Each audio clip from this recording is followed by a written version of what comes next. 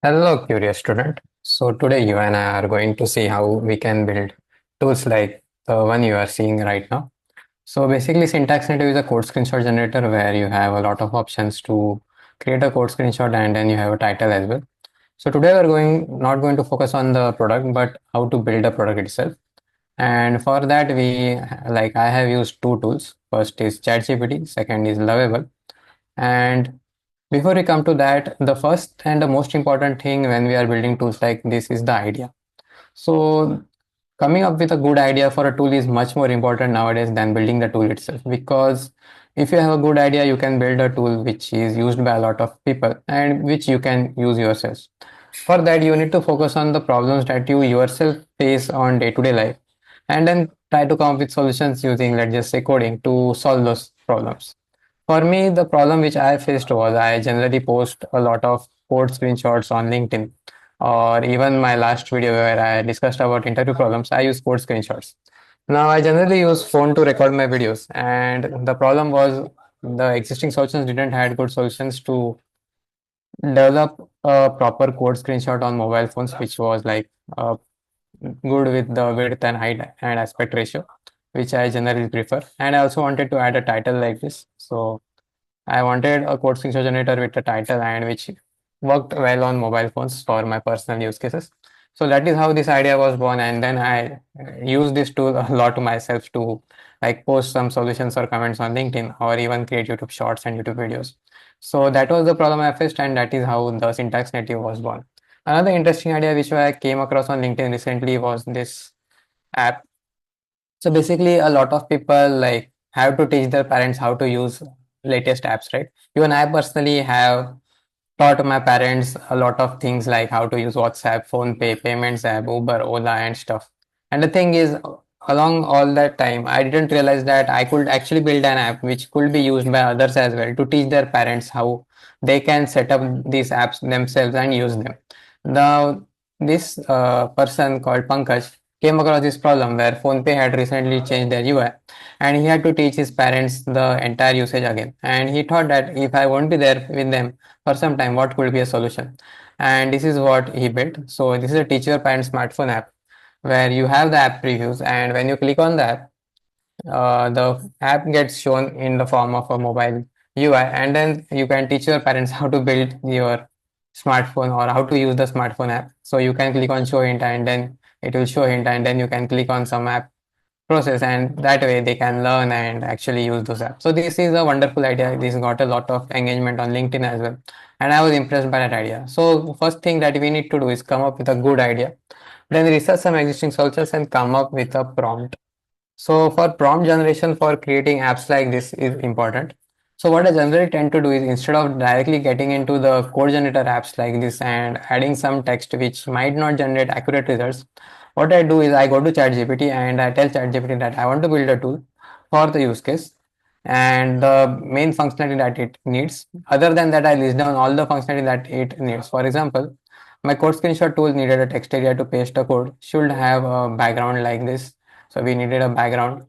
Then we needed the theme selection options, and the language should be auto-directed. The background could be customizable. There should be an export. So I went into all the details which I needed, but I did not paste this into Lovable platform or coordinator platform. I pasted into ChatGPT, and I wanted a responsive app and a donation link and stuff.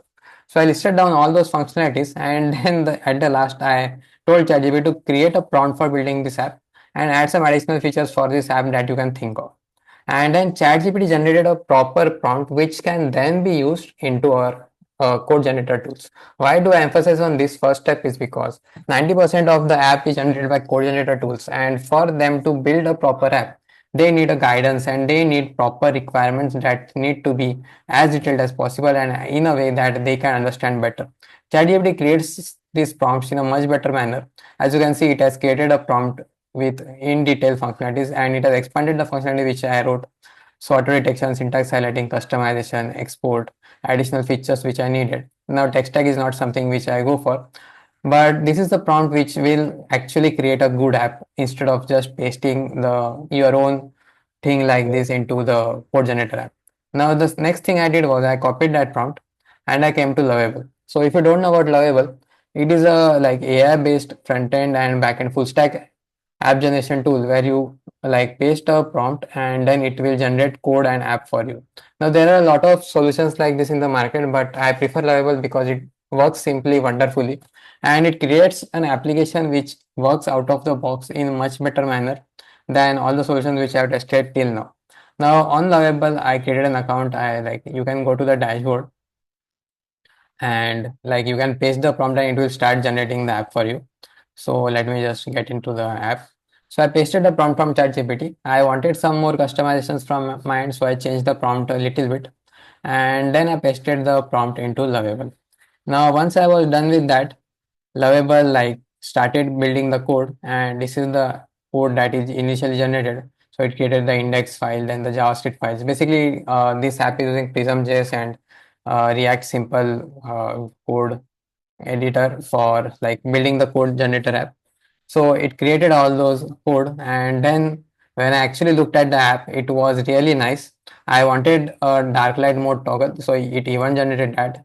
It generated proper like functionalities like this, and it actually worked really well. So if you open this app into new screen, you can see that it works really well.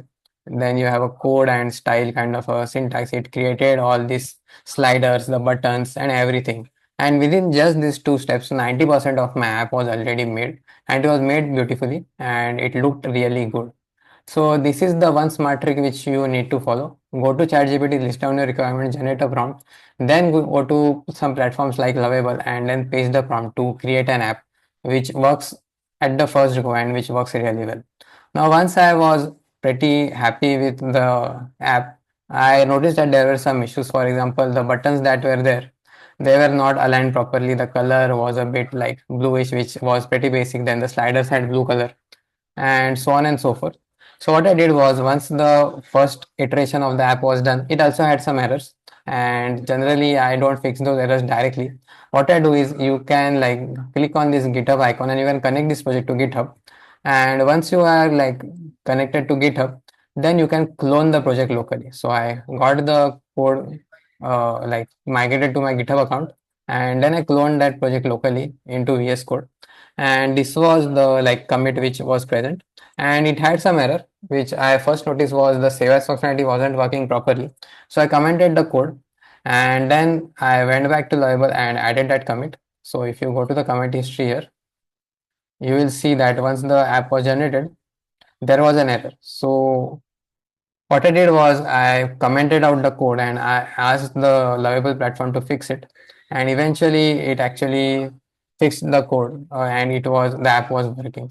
The next thing I did was this is the fix that Lovable did.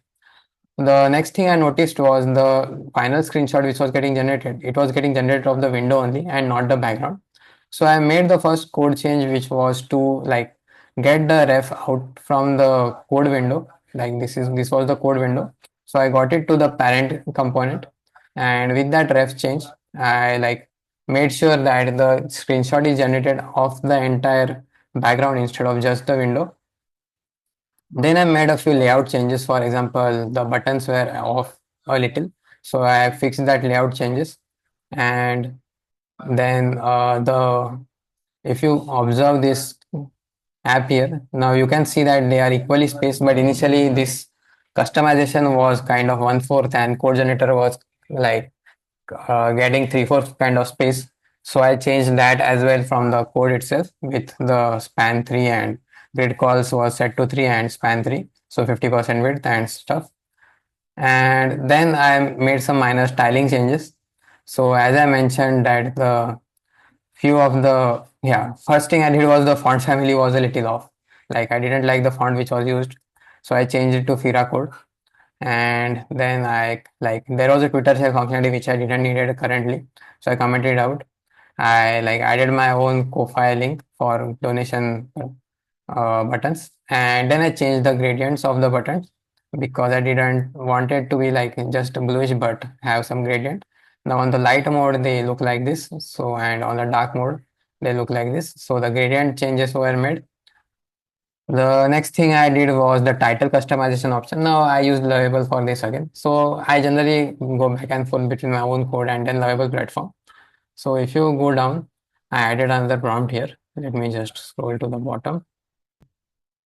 Yeah, these were external commits, and then I asked Lovable to like, can we add an option to add a title above the image? This was initially not present, and then it should have an option like the title could should be able to be pasted above the code or below the code, and then the color could be customized of the title as well. So I asked Lovable to do that, and Lovable added that feature. So generally what I do is for feature development I use Lovable.